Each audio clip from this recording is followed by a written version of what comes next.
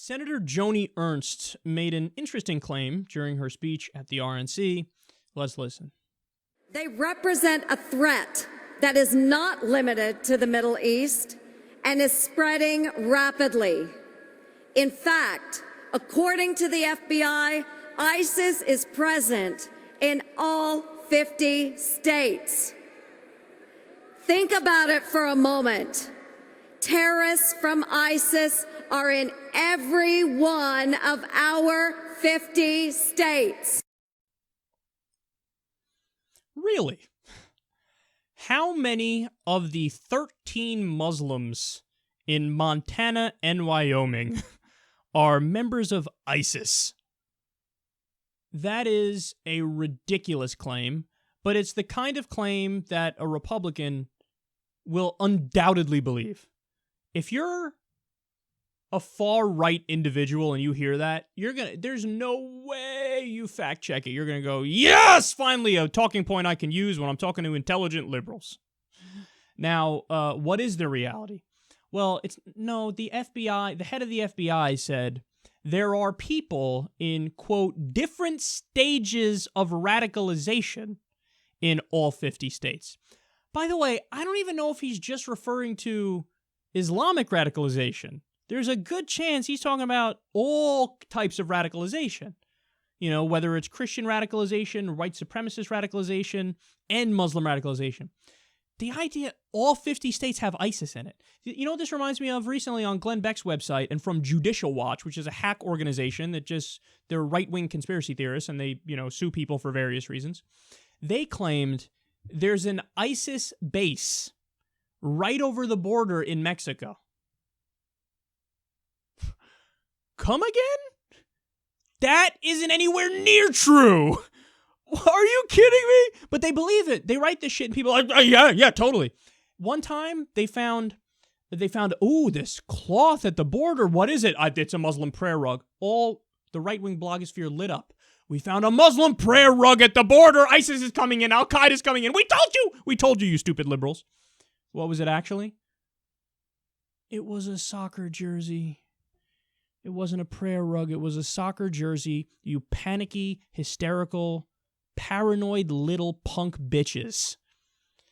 But they don't care about facts. And by the way, let's keep it real and let's call it what it is.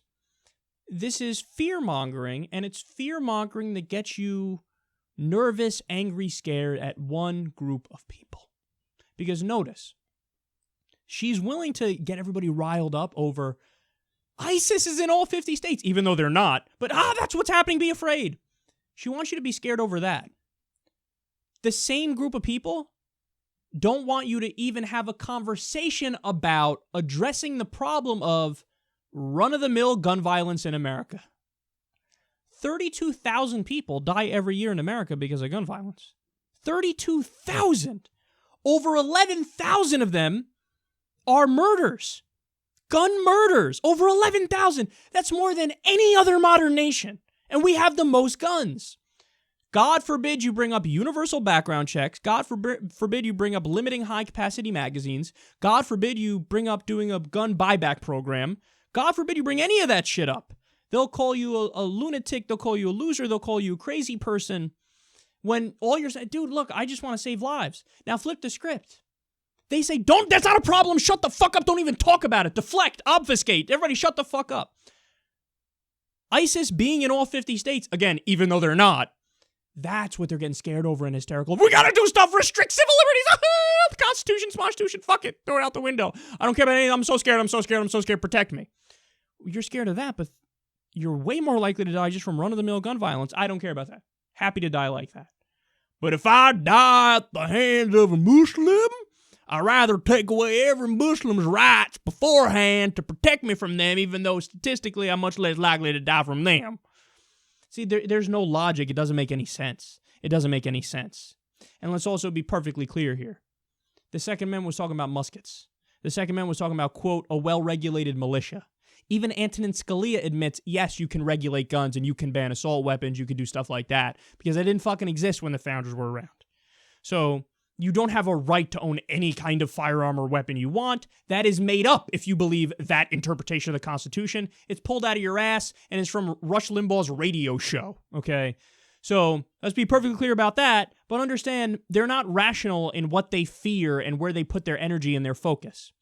They'd rather fearmonger about non-existent ISIS in all 50 states than the very real threat of 32,000 gun deaths, over 11,000 gun murders every single year in the United States. They don't care about that because they don't get to blame the group that they want to blame in that situation.